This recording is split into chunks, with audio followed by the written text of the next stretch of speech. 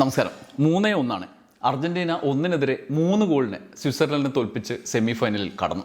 ഗോളിൻ്റെ എണ്ണവും ഫൗൾ കഥയും ചുവപ്പ് കാർഡും എക്സ്ട്രാ ടൈമും ഒക്കെ കാണുമ്പോൾ ഫുൾ ടൈം ത്രില്ലറായി കണ്ടിരുന്ന ഒരു കളിയാണ് എന്ന് ചിലപ്പോൾ കാണാത്തവർ വിചാരിച്ച കളി.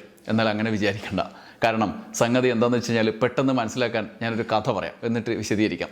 പണ്ട് നമ്മുടെ ശ്രീനിവാസൻ ഉണ്ടല്ലോ, മൂപ്പരുടെ ഒരു സിനിമയുമായി ബന്ധപ്പെട്ടാണ് കഥ പറയുമ്പോൾ എന്ന സിനിമയുടെ തിരക്കഥ എഴുതിയ ആളാണല്ലോ മൂപ്പര്. എം മോഹനൻ മൂപ്പരെ അളിയനാണ് സംവിധാനം. സിനിമ കംപ്ലീറ്റായി കണ്ട പലരും പറഞ്ഞു ഇത് പകുതി മുക്കാലും ഇഴച്ചിലാണല്ലോ എന്ന്. മോൻ ധ്യാൻ ശ്രീനിവാസനും പറഞ്ഞു അച്ഛ ഇതൊന്നും ഓടൂല, പൊട്ടും, ഭയങ്കര ഇഴച്ചിലാന്ന് പറഞ്ഞു. അവസാനം വരെ ആളുകൾ ക്ഷമിച്ചിരുന്നാൽ ലേശം അവസാനം ആസ്വദിക്കാമെന്ന് പറഞ്ഞു. അപ്പോൾ ശ്രീനിവാസൻ ചോദിച്ചു, ക്ലൈമാക്സ് നിനക്ക് പിടിച്ചില്ലേ?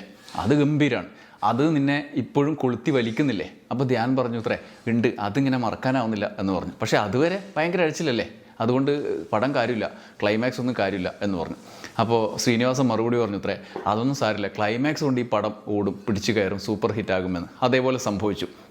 ഞാൻ ഈ കഥ പറയാൻ കാരണം ഇന്നത്തെ അർജൻറ്റീന സ്വിറ്റ്സർലൻഡ് മത്സരമാണ്, ക്വാർട്ടർ ഫൈനൽ മത്സരം. അതിൻ്റെ സ്വഭാവം അങ്ങനെയാണ്. ഇപ്പോൾ അതുമാത്രമല്ല, അതിന് മുന്നേയുള്ള ഈജിപ്തുമായിട്ടും കേപ്പ് വെർദെ ആയിട്ടുള്ള ഒക്കെ കളികളും അർജൻറ്റീനയുടെ കളികളൊക്കെ അങ്ങനെയാണ്. അവസാന ഭാഗത്താണ് നമുക്ക് കാണാനുള്ളത്. അതുവരെ ഇങ്ങനെ ഉറങ്ങിയിട്ടും ഒക്കെ നിൽക്കാം, ഇഴഞ്ഞു നീങ്ങി ഒടുക്ക ഉറക്കം തൂങ്ങി കളിയായി മാറി. ഇന്നത്തെ ഈ അവസാന കളിയിൽ ഏറ്റവും ഉറക്കം തൂങ്ങി കളിയായിരുന്നു ഇത് ആദ്യഘട്ടത്തിൽ. അവസാനത്തെ കുറച്ച് സമയം കൊണ്ട് കൊളുത്തി വലിച്ച് നമ്മളെ അങ്ങ് അർമാദിപ്പിച്ച കളിയായി മാറി. മുഴുവൻ സമയം 90 മിനിറ്റും 1-1 ഡ്രോയിലായ കളി. എക്സ്ട്രാ ടൈമിൽ 2 എണ്ണം കൂടി അടിച്ച് 3-1 വിജയിപ്പിച്ച അർജൻറ്റീന മാജിക്കാണ് ഇന്ന് ഗ്രൗണ്ടിൽ കണ്ടത്. എക്സ്ട്രാ ടൈമും അല്ല, അതിൻ്റെ ഇഞ്ചുറി ടൈമിൽ അവസാന ഭാഗം കണ്ടാലും കളി അനുഭവം കിട്ടും. പക്ഷേ ഈ ബിൽഡപ്പ് കിട്ടില്ല, മടുത്തിരിക്കുമ്പോഴാണല്ലോ ഇതിൻ്റെ ഒരു സുഖം കിട്ടുക ഇങ്ങനെ ഓടിക്കയറുമ്പോൾ. ഇത്തവണ അർജൻറ്റീനക്ക് ജയിച്ചാലും തോറ്റാലും എന്തായാലും പ്രശ്നമുള്ള അവസ്ഥയാണല്ലോ. കാരണം ഈജിപ്തിനോടുള്ള പ്രീ ക്വാർട്ടർ മത്സരത്തെ റഫറിയുടെ കളി എന്ന് പറഞ്ഞ് ആക്ഷേപിച്ചതിന് ശേഷം അർജൻറ്റീനയെ റഫറി ജയിപ്പിക്കും എന്ന ഒരു ആരോപണ അന്തരീക്ഷത്തിലുണ്ട്. അതിൻ്റെ ആണോ എന്നറിയില്ല. അർജൻറ്റീന കളിക്കാർക്ക് ഇന്ന് തീരെ ഏകാഗ്രത ഉണ്ടായിരുന്നില്ല. ഫൗൾ വരെ കാര്യമായിട്ട് ചെയ്യുന്ന കണ്ടു. എന്തിനാണ് ഇങ്ങനെ ആത്മാർത്ഥമായി കളിക്കുന്നതെന്നൊക്കെ. കഴിഞ്ഞ തവണ ഈജിപ്തിനോടൊക്കെ ഭയങ്കര മാന്യമായിട്ടുള്ള കളിയായിരുന്നല്ലോ. പക്ഷേ ഇന്ന് അങ്ങനെ ആയിരുന്നില്ല. ചിതറിത്തെറിച്ചാണ് കളിക്കുകയും ചെയ്തത്. തുടക്കത്തിലെ ഇത് ഏത് അർജൻറ്റീന എന്ന് തോന്നിയൊരു കളിയാണ്. ചില ചെറിയ നീക്കങ്ങൾ ഉണ്ടായെങ്കിലും ആദ്യത്തെ 5-10 മിനിറ്റ് സ്വിറ്റ്സർലൻഡ് ഒപ്പം നിന്ന് അങ്ങോട്ടും ഇങ്ങോട്ടും തട്ടിക്കളിയായിരുന്നു. കളിയുടെ തുടക്കത്തിലെ അറ്റാക്കിൻ്റെ വഴിയിൽ സ്വിറ്റ്സർലൻഡ് എത്തിയിരുന്നു. അവർ തീരുമാനിച്ചുറച്ച പോലെയാണ് വന്നത്. ഞാൻ വിചാരിച്ചു ഈജിപ്ത് കേപ്പ് വെർദെ മോഡൽ കളി തന്നെ ആയിരിക്കും എന്ന്. എതിരാളിയെ കളിപ്പിക്കുക, അവർ ക്ഷീണിക്കുമ്പോൾ തിരിച്ചാക്രമിക്കുക എന്ന അർജൻറ്റീനയുടെ ഒരു തന്ത്രമാണോ എന്ന് വിചാരിച്ചു. എന്നാൽ 10-ാം മിനിറ്റിൽ മെസ്സി എടുത്തൊരു കോർണർ കിക്ക് മാക്കലിസ്റ്റർ ഹെഡ് ചെയ്ത് ഗോളാക്കി. മാക്കലിസ്റ്ററുടെ ഗോള് ഈ ലോകകപ്പിൽ അർജൻറ്റീന നേടുന്ന ഏറ്റവും വേഗത്തിലുള്ള ഗോള്. അതായത് കളി തുടങ്ങി 10-ാം മിനിറ്റ് തന്നെ ഉള്ള വേഗത്തിലുള്ള ഗോളാണ് മാക്കലിസ്റ്ററിൻ്റെ. അങ്ങനെ അർജൻറ്റീന മുന്നിലെത്തി. അതോടെ സ്വിറ്റ്സർലൻഡ് തളർന്നില്ല, അവർ ആക്രമണം കടുപ്പിക്കുകയാണ് ചെയ്തത്. അർജൻറ്റീനയെ വെള്ളം കുടിപ്പിച്ചു. ശരിക്കും പല ഷോട്ടുകളും എമിലിയാനോ മാർട്ടിനസിൻ്റെ കൈക്കരുത്ത് കൊണ്ടാണ് രക്ഷപ്പെടുത്തിയത്.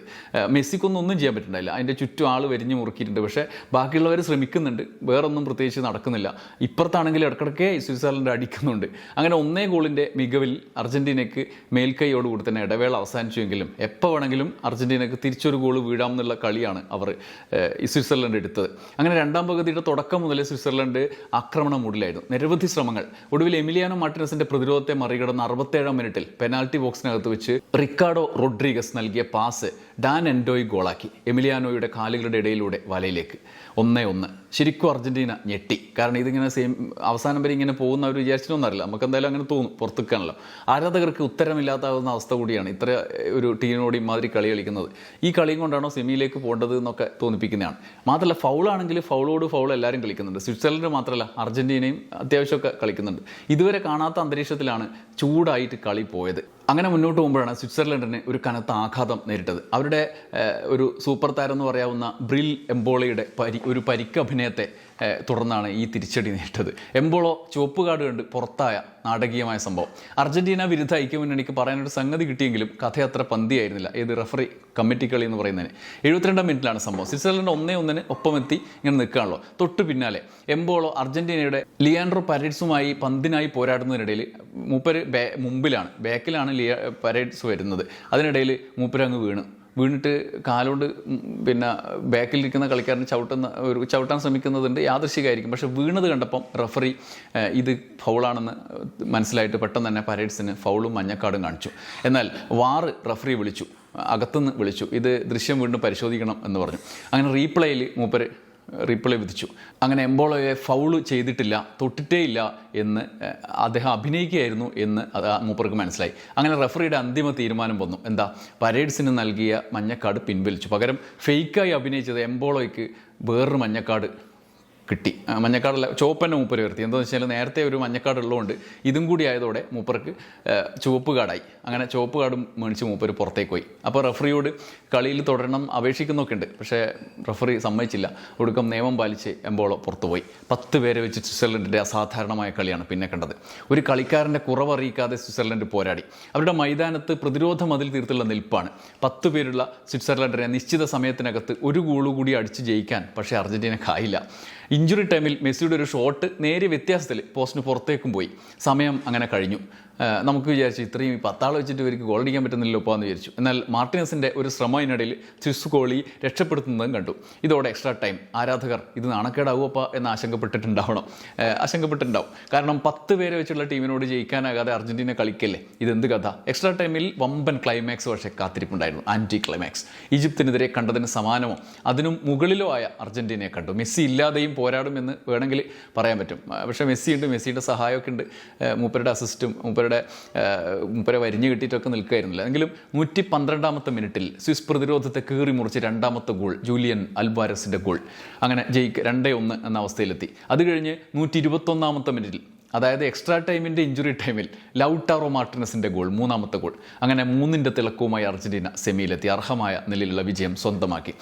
അവിടെയോ ഇംഗ്ലണ്ടിനെതിരായ പോരാട്ടമാണ്. സ്വിറ്റ്സർലൻഡിനെതിരായ കളിയിലെ ആദ്യ സമയത്തെ സമ്പൂർണ്ണ വലിപ്പിക്കലിന് ശേഷം അർജൻറ്റീന തിളങ്ങി കളി അങ്ങ് കൈപ്പിടിയിലാക്കിയെന്ന് ഈ കളിയെക്കുറിച്ച് നമുക്ക് പറയാം. സ്റ്റാറ്റസിൽ അത് വ്യക്തമാണ്. അവസാനമാകുമ്പോൾ കളിയിലെ സമ്പൂർണ്ണ ആധിപത്യം അവരുടെ കയ്യിലുണ്ട്. ഞാൻ സ്റ്റാറ്റസ് കൂടി വായിക്കാം. അർജൻറ്റീന 23 ഷോട്ടാണ്, സ്വിറ്റ്സർലൻഡ് 13. 7 ടാർഗറ്റിലേക്കുള്ള ഷോട്ടാണ് അർജൻറ്റീന എടുത്തത്, മറ്റത് 5.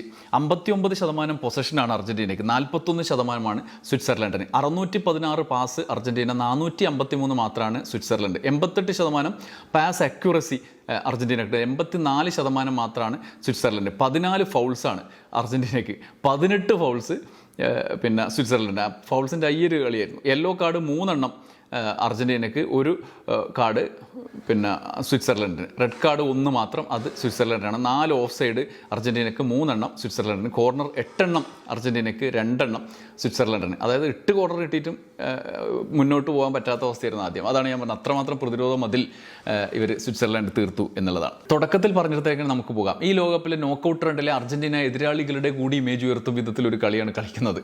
3 കളികൾ വേണമെങ്കിൽ ദുർബലമായ കളി എന്ന് കൂടി വ്യാഖ്യാനിക്കാവുന്ന ഒരു സൈഡുണ്ട്. പക്ഷേ സമ്പൂർണ്ണമായ റിസൾട്ടിലേക്ക് എത്തുമ്പോൾ അത് ദുർബലം എന്ന് പറയാൻ മാത്രം കഴിയില്ല.